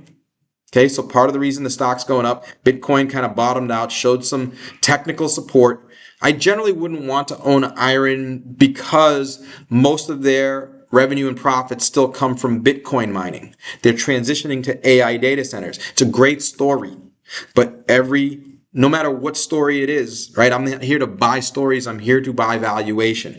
And the valuation to me is 45, 55, or 65. And that means I want to pay less than the lowest number. I want a bargain of bargains. I want to buy a great company at a ridiculous price, right? And there's nothing wrong with owning it here. Right? Because I do think they will monetize. I have confidence that they're going to figure this out. They are doing a great job insofar as they can. And when those bottlenecks alleviate, they'll be able to monetize those assets. In the meantime, if they were smart, in my opinion, they would sell, let's say, half of those assets to the highest bidder because you've only used 4% of them, y'all. You've only used 4% of them. How long will it take for you to get to using 50% of them? By that time, there might be nuclear out there, and then those assets won't be worth as much. Get money now. And then you can, look what happens. If you get that money now, you can stop using an ATM to raise money. You can stop borrowing money from people, whatever it might be. You'll be funded. You can fund the build out of your data centers if you sell some of your idle assets. That sounds like common sense to me. But, they're going for the gold. It's up to them. They're smart guys. I'm not here running the company, and I'm not here to be a Monday morning quarterback like I just did. For younger investors who may not have the money to constantly pay out thousands to an expert, how would you approach getting expert analysis? I just told you in this whole show, Mario. Did you not listen? Google, AI, right? And if you have to pay for something, find some friends and colleagues to chip in. And if you still can't afford it, then you skip it, right? Because you can get satellite data. There's a service out there that I had a friend, just salute to you, you know who you are, bro, went to TSSI's parking lot multiple times to tell me how full it was on Saturday and Sunday nights ahead of the great quarter they put out. And I came here and told you about that, and we made a lot of money on that quarter. That's after I turned bearish on them, by the way, right? I was bullish here, out here, bullish here, out here, and then I came out very bearish here, bloop, right? And then I think right here, I said, I'm not turning bullish on the company, but I think this is going to be a great quarter for multiple reasons. This is a high probability bet. I don't usually call quarters, but I'm calling this one because there's too much evidence that this one's going to be great and we made great money off of it, right? Point being, those parking lot checks helped form that thesis. There's a service out there that uses satellites that will monitor TSSI's parking lots for you and send you a report constantly showing you how full the parking lot is. And you could use AI to analyze it, and guess what the quarter is going to look like? There's a catch. It costs a lot of freaking money. 5 figures at least, if not 6. I think in some cases it could be more than that, depending on, how detailed you want the data to be. If you can't afford that, you're not going to get that. For me personally, for the amount of money and what I think about TSSI, I could afford it, but afford and justify are 2 different things. I can't justify it, I'm not going to do it. That's all. Next, could you please help us understand in which cases you will increase your risk-reward lines? Yeah, something major has to change, right? I put in 100 hours of research into a name to figure out where these lines go. And it's rare. With AEHR, when you see how little I moved these lines? There are the old lines. There are the new lines. Not much of a change. Okay, the old lines had a CAGR, a compounded annual, a growth rate of 7%. My assumption at the time was that the company would grow at about 7% per year long term. Okay, those lines haven't changed for years. But now, based on what's happening, I had to rethink their long-term growth rate. Partly because of what AI is doing right now, what's happening with these semiconductors, how they're accelerating much faster in terms of complexity than I could have ever guessed years ago when there was no AI, and the fact that they have recurring revenue. Their wafer packs, every time, right, somebody that's using their equipment to test a semiconductor, if they upgrade the semiconductor, they need all new wafer packs. They don't need all new machines, but they need new wafer packs. Those are less money, but very high margin, and it ends up being a recurring revenue stream for the company. So I had to rethink that and rejigger those numbers. But it takes a lot, right? And it has to do with the fundamentals changing relative to what I thought prior, which was based on 100 hours of in-depth professional research. So that change doesn't come easily. Great to see Air running on 10 cylinders, but will they have the capacity to meet? Yes, they will meet the capacity. That's not a problem. I'm 55. You thought I was like 40. Thanks, Cool Beans. Somebody called me 70 last week. Guess what? I don't know how to take a joke, by the way. I now understand what that person was saying. And if that person knows how to get a hold of somebody that knows how to get a hold of me and tell me I'll add you back if I can. I kicked you out of the chat. Sometimes I'll do that, by the way. Sometimes innocent bystanders will get whacked out of the chat just so you'll know that I'll do it. Okay? I'm not somebody that gives idle threats. When you hear something out of my mouth, if I say I will shoot you, I will shoot you. Okay? I'm just not going to say that unless I feel prepared to back it up. This is not Trump art of the deal. There's no taco here. 290 people watching and only 120 likes. Well, I guess 170 of you guys either don't like me or are too lazy to hit the like button. Come on. Like, really? Really? Really? Like, and here's the funny thing, right? It's more a reflection on you than anything else, because if you know, like God and karma, if you believe in God and karma and you can't do this, if you can't do this for somebody who's doing what I'm doing for you, all right, I'll be really interested in seeing what God does to you or what God has been doing to you in life. Right? It's not a threat. I'm just saying it's common sense to me. Let's see. I like this. I like how this question is asked. Is it okay to ask you to show the Intel and Nokia charts? No, not really. I mean, I'll just in case. I mean, I got white lines on Intel because I don't really cover these companies. I don't cover mega caps for the most part because it's easier to make money on micro caps. Not because you pump them, but because you're not competing against Wall Street for research. There's like literally dozens, if not hundreds, of analysts on Wall Street with MBAs from Harvard and Wharton analyzing Intel. How am I going to beat that? Like, I could maybe be the best of them, but am I going to come up with an analysis that's so much different from theirs that I can make easy money on Intel? No. But on Energus, Watt, OPTX, Kraken before it became popular, Air before it became popular, finding names before they become popular is how you make the easy money, because then you don't have competition for research and analysis. Okay? I heard BC. I really regret bringing this name up in the first place, but I'm going to bring names up. Good thing I didn't make it an official pick. I won't.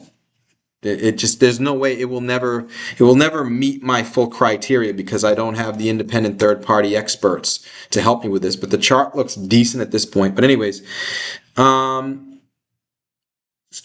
2 days later, their website had a job posting for a CFO. The job posting is gone now. Have you heard anything about this? No, I haven't. And I'm not worried about it. Anyone could tell MoviePass was going to go bankrupt. Yeah, Rice, but you don't have 10,000 followers. And by the way, people, no, I mean, no, not anybody could. Not anybody could. There were a lot of people who really believed in this company. They didn't understand the math. What you said makes sense to me. What you said makes sense to you. But I'll bet you 70% of people wouldn't understand that without it really, really being explained to them. Anyways, no, I did not debate Chris Tuttle about HMNY. That was, I think, a different Chris. I don't even remember what his name was. When you identify, I got to speed up here. We got to go into lightning round real soon. When you identify that one of your picks changes to wait time or rough patch, how do you let us know? Yeah, that's a tough one because usually a company that goes gold mine rarely goes back into wait time, by the way. They can go into wait time for something else. So with AEHR, right, they became gold mine because it became clear that EVs, and by the way, that's not what I expected. Back here, I was excited about AEHR for DRAM and more so silicon photonics. And it didn't happen. It didn't happen. It didn't happen. It didn't happen. I knew nothing about EVs, and then all of a sudden EVs came out and boom. Right? I mean, Teslas were around, but it wasn't known that EV semiconductors would need to be tested by Air equipment to increase their reliability. Okay? That came out of nowhere. Blind squirrel found a nut, boom. EV gold mine. So there was proof that their solution was attractive for people in the EV industry. That's a gold mine. When there's proof that your solution is valuable enough to create growth and profitability in your business. Write that down or go back and watch this video at the 47-minute mark and write it down. That was the definition of gold mine. Okay? That hasn't changed. They still are valuable for EVs. The problem is that they've gone into a rough patch because EVs were really popular and then they weren't. Okay? EV production slowed down, EV expansion slowed down. That's a rough patch. If that picks back up, there's an expectation that it will, then EV revenue will start to pick back up and they'll come out of that rough patch. Okay? But they didn't, there's no reversion from gold mine. They've proven that they're important for EVs. They're just not selling a lot of machines into EVs right now because EVs are going through a rough patch, so they're going through a rough patch. And then AI went gold mine, and that's not going backwards. Something major has to happen. In fact, if they go backwards from gold mine, the next thing after gold mine is death, usually. It means that something has come around that replaces the need for whatever it is you offer, and what you offer is no longer needed. You're not going to prove that it's needed again unless the thing that replaced you turns out to be toxic, if that makes sense. Go back and listen to this again if need be, because I just gave you that. I think that was a pretty good answer. As far as if a company goes into a rough patch, I mean, just monitor, right? Like if you see the momentum in the marketplace, the news flow and things like that, and the stock gets to its high level, right? I'll try to tell you if they're in a rough patch, but you can see the momentum kind of shift, right? Gatekeeper, when they were winning deal after deal after deal after deal after, and then you wait, it's been a few weeks without a deal. And then it was a few more weeks without a deal. And then they won a deal, but it was small. The momentum shifted. And you can catch that just as well as me. I'm not the oracle of rough patches. I'm not the oracle of wait times and gold mines. I'm not the person that proclaims these things to occur. These are things that occur in the real world, and I see that they happen. And you can see them too, just as easily as me. Okay? Maybe easier because I've been spending a lot more time with my daughter of late. Expectations of Watt's Q1 report. I don't know. I don't know. I just know that they're in gold mine. All I know is what I read in that press release. So I don't care if they do 2, 3, 4, 5. I don't care what $1 million they put up in Q1. What I care about is what they have to say about the future. So they can put up some crazy ass number, positive or negative. It doesn't matter to me. See, that's another thing. I don't really care too much about quarters. I care about the state of the business's future because the quarter, right? This is not bullish or bearish, by the way. This is a firm I don't know, which is neither bullish or bearish. I'm bullish on what? And like the company and their prospects, and you read that press release, that was 2 days ago. Nothing's changed in 2 days. It's going to be nothing bullish on what's happening at that company. But as far as what Q1's results are going to be, I don't know and I don't care. Why do I not care? Because they just told us how the business is doing now. This is April 15th. As of April 15th, we're doing great. When they announce Q1 results, they're going to tell us how they did from January 1st to March 30th. That's old news. That's completely antiquated news. The March 15th news is more new than the news that they're going to give us in a few weeks. Huh? If that didn't make sense to you, go back and listen to it until it does, because it will sink in. Think less. All right, we're officially in the lightning round. I got to get out of here in about 4 minutes.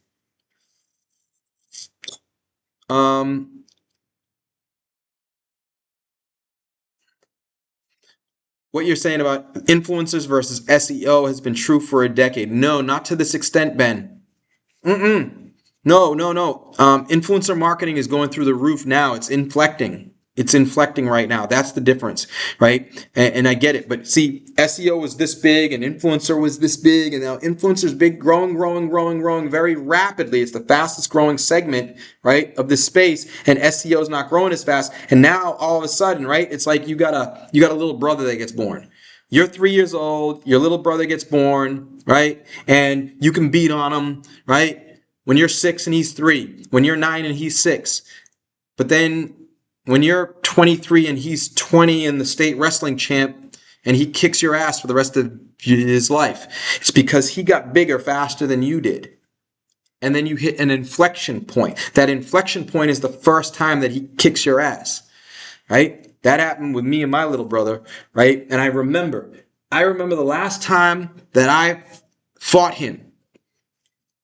And I remember going into that fight saying, this is the last time I'm going to fight him because he's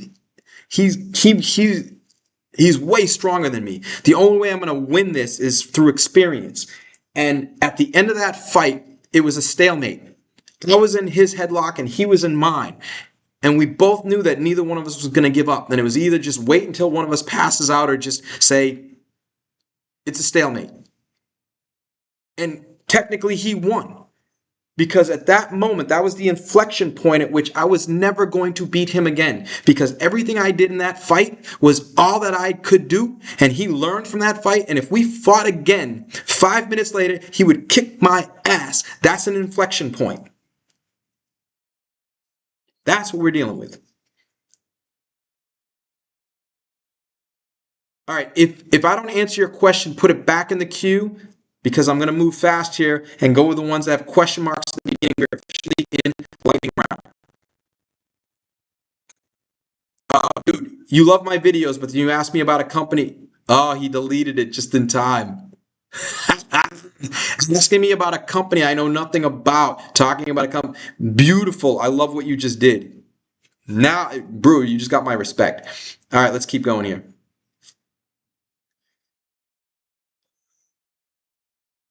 Do I ever worry that my picks get overcrowded? Yes. I went through that earlier this year. Okay? And we'll get rid of people if necessary. But, I mean, what are you going to do? Right? If I teach people not the right way, not to chase names, because this happens. Sometimes I'll pick a stock, and if I pick a stock, the stock starts taking off. People have learned not to chase, to wait till they come back. That happened with Isaiah. Right? Made the pick, it spiked up, and then it came back down and gave people an opportunity to buy again. Okay? right? I don't know where it was in here. Some kind of spike up. And then it came back down and gave people a chance to buy again. People who learn the lessons will, not get into that problem. When it comes to investing, do you check the faces of management to evaluate? Yes, I took government level lessons on lying and used that to play Texas Hold'em at a high level. I mean, it's crazy what you can learn as a human being. The human mind is amazing. All right. Little story. Since we have only a few questions left in the queue, I learned about. I wanted to learn about reading people, lies, truth, right?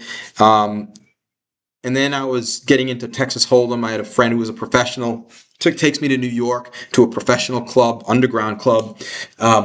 We get in there. We're at the table playing, and people put anteing up. I've got like a pair of tens, and this dude comes in over the top with a big bet. And just the way he moved his chips, just the way his face, his body, everything about it, and everything that I had learned, right? I paid very strict attention to detail when I learned with a notebook and a pen. And because of that, because I spent so much time learning that and practicing that, I didn't even have to. It was weird. It was almost like magic. My brain said, in an instant, he's got twos or threes. A pair of twos or a pair of threes. I didn't think about it. It just came to me, right?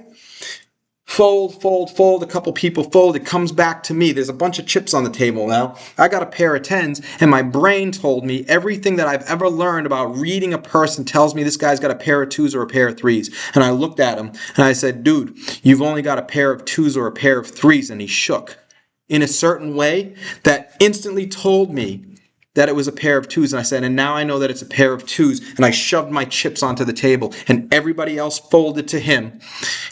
And he said, what the F? Flipped his cards over, folded with a pair of twos. This is not genius. This is education. If you learn something, you can become magic. All right, last few questions.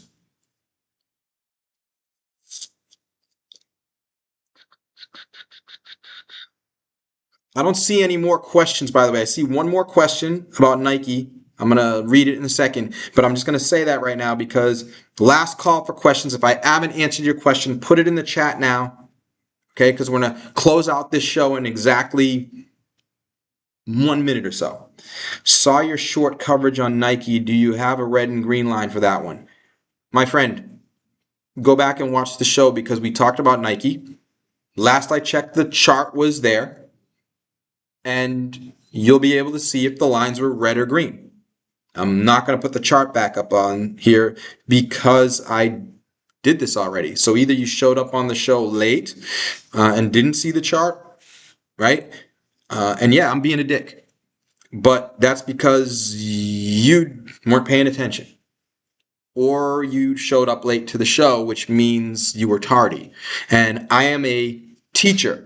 I am a coach, and Coach A-hole does not tolerate tardiness, laziness, or people who don't pay attention. So yes, I will be a dick to you as far as that goes. And with that, we are at the week's end. I've got my beautiful wife and my beautiful daughter waiting for me. We're going to go and have a beautiful time. We got an invitation to go to some pool party, and then we got an invitation to go to a nice dinner here at Miami Beach where we live. We have to find places around the world that are more beautiful than this to vacation, right? I'm not telling you that to brag. I'm telling you that as motivation to buy a pen, to buy a notebook, to show up on time at 2 o'clock on Fridays, where somebody who makes millions per year gives up 2 hours away from his beautiful wife and beautiful child, right? Pool party and dinner. Oh, before the pool party and dinner, I could have been at the beach, but I was here with you out of love. And the least you can do with that is love yourself. Every Friday, Money Mark, Stock Talk Live. Have a great weekend. Catch you then. When's then? Next week. If I'm here next week. Like and subscribe. Notification bell. What do we got left here? Let's see what stocks are doing. I don't even check out what stocks are. Oh, did the market just close? The market just closed, so it doesn't even matter what stocks did. There's nothing I can do. There's nothing left for me to do. Oh, look at that. AVAX up $3 since the beginning of the show. Beautiful. See? Huh? I'm making money here. Beautiful. Made money today. I know, didn't make money on my hedges. Who cares? That's what they're there for. It's insurance. Insurance costs money. But we made some money. We're another all-time high in net worth, another all-time high in my portfolio, another all-time